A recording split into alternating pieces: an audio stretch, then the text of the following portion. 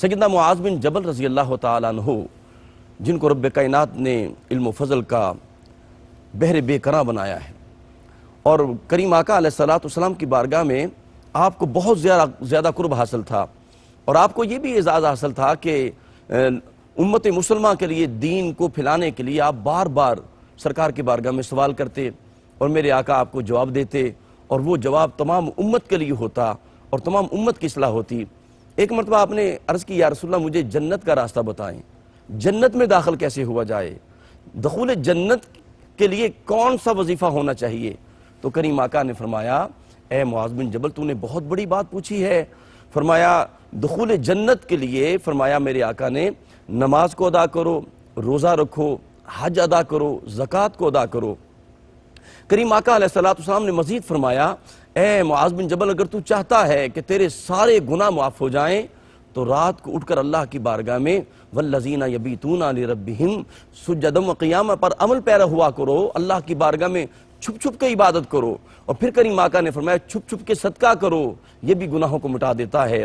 اور ایک بڑی خوبصورت آخری بات میرے آقا نے کیا خوبصورت انداز میں بیان فرمائی، فرمایا کہ اے معاذ میں تمہیں دین کی جڑ نہ بتا دوں، دین کا سیرہ نہ بتا دوں، اور ایسی بات نہ بتاؤں جس پر پورا دین کھڑا ہے، وہ ستون نہ تمہیں بتا دوں؟ تو اس کی یا رسول اللہ ضرور بتائیں وہ کیا ہے؟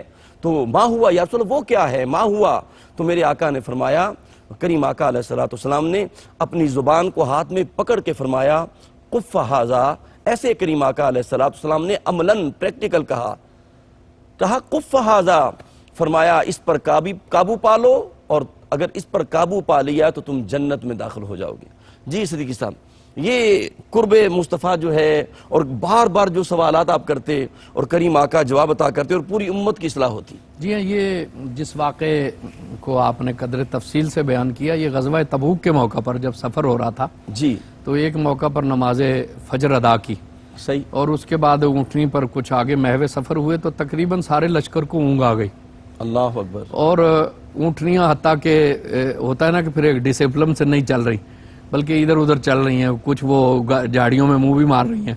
تو حضرت معاذ نے دیکھا کہ نبی کریم صلی اللہ علیہ وسلم کی اونٹنی جو ہے وہ آگے ہو گئی ہے، تو یہ قدر تیزی سے بڑھے کہ یہ ایک ایسا موقع ہے کہ کوئی اور متوجہ نہیں ہے اور میں نبی کریم صلی اللہ علیہ وسلم سے کچھ پوچھ لوں۔ یہ ایسے مواقع کی تلاش میں رہا کرتے تھے۔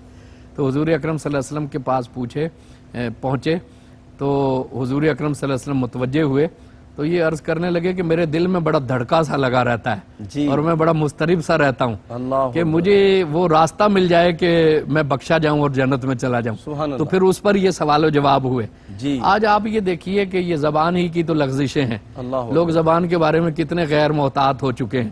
ہم دیکھ لیں جو ہمارے ارد گرد 24 گھنٹے اب میڈیا چلتا ہے، اور جو جس کا دل ہے نہ اسے شان الوہیت کے بارے میں کوئی احترام ہے، نہ کوئی شان رسالت کے بارے میں احترام ہے، نہ صحابہ کرام کے بارے میں وہ سوچ رہے ہیں، بڑے بڑے ائمہ کے بارے میں لوگ کس دیدہ دلیری کے ساتھ زبان کھول رہے ہیں، جبکہ اور کس چیز کے نام پہ؟ ریسرچ کے نام پہ، تحقیق کے نام پہ۔ ایک بات اچھی طرح سمجھیں کہ دین نے تحقیق سے نہیں روکا، ریسرچ سے نہیں روکا، لیکن ایک نازک سی بات ہے کہ دین صرف ریسرچ کا ہی نام تو نہیں ہے نا، ادب بھی دین ہے، احترام بھی دین ہے، محبت بھی دین ہے۔ حضور نے کہا کہ بڑوں کا احترام کرو اور چھوٹوں پہ شفقت کرو۔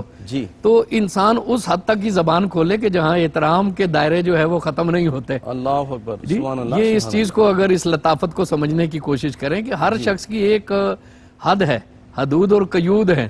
جس شخص کو جس شعبے کا علم نہیں ہے، اب ہر شخص فقاہت کے اوپر بات کر رہا ہے، ہر شخص تفسیر و تعویل کے اوپر بات کر رہا ہے، اور جسے اور کوئی موضوع نہیں ملتا وہ رسالت کے منصب پہ بات کرنا شروع کر دیتا ہے۔ جی تو یہ جو ہے وہ نازک سی باتیں ہیں، اس حدیث پہ ہمیں بہت غور کرنا چاہیے کہ آپ دیکھیں کہ بڑی اہمیت ہے قرآن پاک میں کئی مقامات پہ ادب رسالت کو بیان کیا، کہیں کہا لا ترفعوا اصواتکم، کہیں کہا انظرنا یہ نہ کہو کہ دوبارہ بیان تو کر دیں. حضرت جب حضور اکرم صلی اللہ علیہ وسلم نے اپنی زبان مبارک کی طرف اشارہ کیا نا اور کہا کہ اس پہ زبان پہ قابو رکھو، جی تو حضرت معاذ نے بڑی حیرت سے کہا کہ یا رسول اللہ زبان کی وجہ سے بھی پکڑ ہوگی؟ اللہ تو نبی کریم صلی اللہ علیہ وسلم نے فرمایا کہ میں نے بے شمار جہنمیوں کو دیکھا ہے جو اپنی زبان کی وجہ سے جہنم میں گئے. اللہ اکبر اللہ اکبر. ہم سمجھتے ہیں کہ یہ زبان کی لغزش جو ہے وہ معمولی ہے، خوش طبی میں انسان جو بھی جو ہے وہ تبصرہ کر دے.